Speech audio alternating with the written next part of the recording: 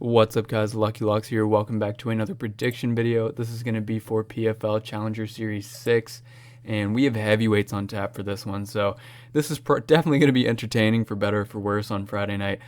Should be some good scraps on this card. And with that said, let's get right into the first fight of the night. Up first, we have Daiqwon, Buckley, and John Cunningham. So these are two former football players here. Buckley played in college. Cunningham was actually a former NFL player, played DT for the Falcons at one point. Obviously also played college football as well. Buckley, I believe he is a police officer outside of fighting. He had 2 amateur fights and then won his LFA and pro debut against former college basketball standout and NBA player Royce White. And we talked about that fight on the channel. I actually picked and bet Buckley as the underdog, and he went in and did the job in that fight. But to be brutally honest, I mean, that wasn't the greatest fight I've ever seen. Neither guy really looked all that good. Both of them were quite green. Buckley definitely had a little bit more wrestling, and that did the trick for him. Did the trick for me as well. I was happy to see that.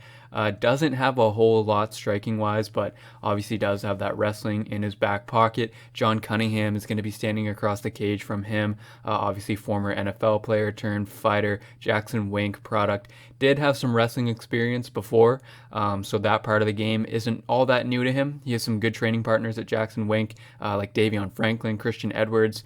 They're working with him, some other guys as well. Just a good room to be in, especially at this stage of his career. Well, he's still learning. Also was a second grade teacher outside of fighting and had an amateur fight on CFFC, got a round 1 KO there. Made his pro debut on Fury FC, got another round 1 KO. Neither of the opponents that he faced were a particularly high level, but, you know, at the same time, neither really is his opponent here. Both of these guys are still pretty new to the game, but I like Cunningham to win here. His pro career has only been 2 minutes and 30 seconds so far. That's all it took to secure that first win. I don't know too much about the striking, but looks like a strong wrestler, looks very athletic. I believe he will be the more athletic guy, and I think he's going to have a little bit more pop on his punches as well. I like him to win this fight. He actually opened up as the underdog. I was able to snag him at plus 100 even money, so that is what I like for this fight, and yeah, I like John Cunningham to win in the opener here. Moving up the card, we have a fight between Adam Keresh and Chad Johnson. Keresh is the 4-0 Israeli prospect. 3 of his 4 fights have come on Bellator, and he finished all 4 with knockouts.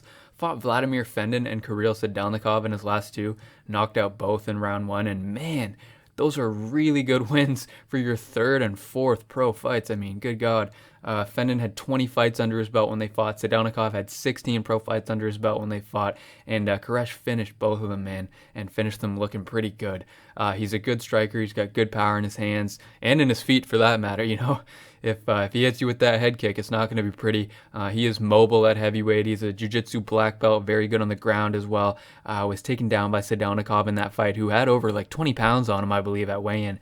And he was able to get back to his feet pretty quickly there.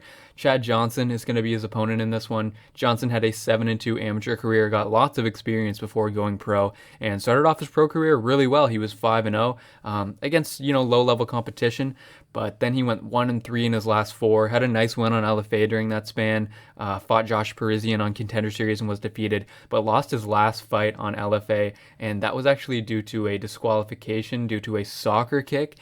So not really that pretty, but I mean, for what it's worth, he looked good for the first 20 seconds of the fight before that. Both of these guys are on the lighter end of heavyweight, so both of them move well. You know, Chad Johnson does have pretty good movement, also has pretty heavy hands as well, but can just be a little bit hittable for my liking, and we've seen him run into a bit of trouble on the ground as well. Definitely got to watch that with a good ground fighter like Keresh. I think Keresh is going to get the win here. I think he is the better fighter. His level of competition, 4 fights into his pro career, has been fantastic, and he has looked good in all of his fights, so I think he's going to look good here as well. I'm going with the Israeli prospect Adam Keresh to get the win in this fight. Moving on to the co-main event, we have Giacomo Lemos and Brett Martin. And Lemos, man, this guy is really big, 7-0, all finishes, 5 knockouts, 2 submissions. Competition level, however, has not really been strong for him. The combined opponent record for Lemos is 56-63, so sub 500 there. All 4 of his last opponents had double-digit losses, and most of them well into the double digits. He was the open weight champ in AFC in South Korea. He likes to work the jab. He's also got decent push kicks at distance, has some leg kicks he'll use, throw some looping punches. Does have a lot of power in his hands, though. You know, this guy can put people out cold. He's a strong guy and a decent grappler, too. If he wants to wrestle in this one, I don't think Martin's going to mind that. Brett Martin is a Michigan prospect, 7-1 amateur, now a 10-1 pro, coming in on 6 straight wins. He was the super heavyweight champ in XFC, weighed 300 pounds for that fight. Was supposed to fight Chris Barnett there, actually, but Barnett got signed to the UFC just before. Also had a canceled bout with Bigfoot Silva. And, you look at his record and see wins over Daniel James, Renan Ferreira, and, you're thinking, like, this is amazing. This looks really good. Both were actually by disqualification, so technically he was the LFA heavyweight champ, but it did come via DQ. Got into the tournament finals on a DQ, then won the belt on a DQ as well. So obviously that's not really the way you want to win, but he's taking hard fights and he's in there with good opponents, and at the end of the day, these guys got to follow the rules, and that's the punishment for not doing it. So you can't really be too hard on him for those. Has beaten Josh Parisian as well, current UFC fighter, committed him in the first round. That's a really nice win there. He became the LOC heavyweight champ in that fight, and Martin is one of the main training partners, or at least he was, for Jamal Hill. I'm not really sure what that looks like now. I assume they're probably still doing some work together, both Michigan guys. Great wrestler, Brett Martin, and also very, super heavy on top, able to pick guys up, able to slam guys. I'm going with the wrestler in this one. This is not a super confident pick because there are just a lot of question marks with Lemos. She looks good on tape, but hasn't had to fight anyone who's really going to test him. And Martin's been in plenty of 5-round fights, and he's fought top-level competition guys who went on to be in the UFC, PFL, ACA, Bellator. This guy doesn't take easy fights. Even look at his canceled bouts. These are tough guys. He doesn't go in there with guys that aren't going to challenge him. So I feel like we kind of know what we're getting a little bit more with Brett Martin. And Lemos, he very well could be the real deal. I'm not backing this take with any money, but this is kind of a show me spot for him. Show me what you look like against a guy that we know a little bit better, against a guy who's been in there with a little bit higher competition. Martin is 10-1. And Lemos hasn't been facing too many guys with a record like that, so we'll see what it looks like in there. Definitely could he come in here and find a knockout? 100% I think he could. But I also think that Martin could get the wrestling going. He is a big guy, but I think he's a little bit more athletic, in a little bit better shape than what he actually looks, and his wrestling is no joke, man. If he gets a hold of you, he can put you down, he can ground you, and it'll be difficult to get up with this guy on top of you. So I'm going with Brett Martin. Like I said, not super confident, but I'll trust the wrestler here, and we'll see how it goes on Friday night. That's going to bring us up to the main event of this card between Bevon Lewis and Marcelo Nunes. This should be a good fight here, and you're probably wondering what Bevon Lewis is doing at heavyweight. You're not mistaken there. He was a middleweight before. He's moved up here now for his PFL Challenger Series debut.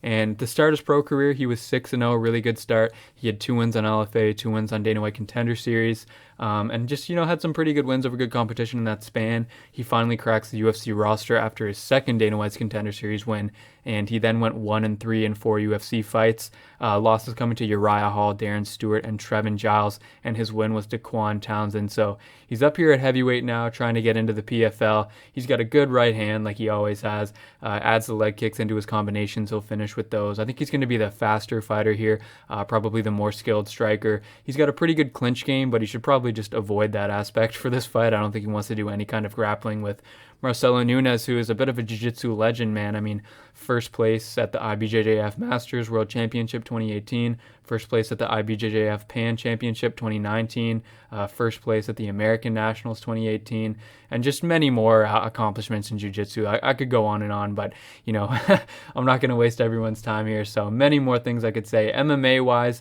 hasn't fought anyone that good, really, with the exception of Rafael Lovato Jr., who gave him his only loss. And, Bevon Lewis, yeah, he was at middleweight, but so was Nunes, right? I mean, his first 5 fights between 2013 and 15, he was a middleweight during this time. Didn't fight in MMA again until 5 years later in 2020. Moved to heavyweight then and beat a 2-7 opponent on CFFC. Then he beat Anthony Garrett last year, who, isn't the greatest opponent. He's been training with Bruno Capelozza here, which you like to hear. Capelozza obviously was the heavyweight champion in PFL last season, and he was probably my favorite fighter on PFL last year. I really enjoyed all of his fights. Had some really fun ones, some good finishes. Had a 5-round war in the final, but back to Marcelo Nunes here. Striking wise, he's looked all right standing. I mean, we haven't really had to see very much out of him at all. He's fought, obviously much worse strikers than Bevon Lewis, so I don't expect him to really look as good as he was looking in those here in this fight. He does throw a ton of kicks. He'll kick the legs a whole bunch. I mean, he really doesn't care about going to the mat at all. If anything, you're doing him a favor by taking him there. Grappling-wise, I feel like we don't really even have to discuss that. You guys can, if you haven't seen him fight, you can probably imagine this guy's really good on the ground. He has amazing jiu-jitsu. So I'm actually going to pick Lewis here, man. I think that Lewis will be faster. I think he's going to be much sharper standing. Obviously, if he ends up on his back, that's going to be big trouble. But I actually like Lewis as the underdog here. He just has faced far and away the way better competition. He has 4 UFC fights under his belt. Both of these guys were middleweights at one point. Bevon Lewis, I believe, is actually a little bit longer here. I think they're the same height. So I'm going with Bevon Lewis. I think that he can surprise some people in this spot. So going with the underdog in the main event here. And that's going to do it for my PFL Challenger Series 6 picks, guys. Thank you very much for tuning in and watching the video. I really appreciate it. Hope you guys have good luck this weekend with your bets. And as always, I'll catch you on the next video.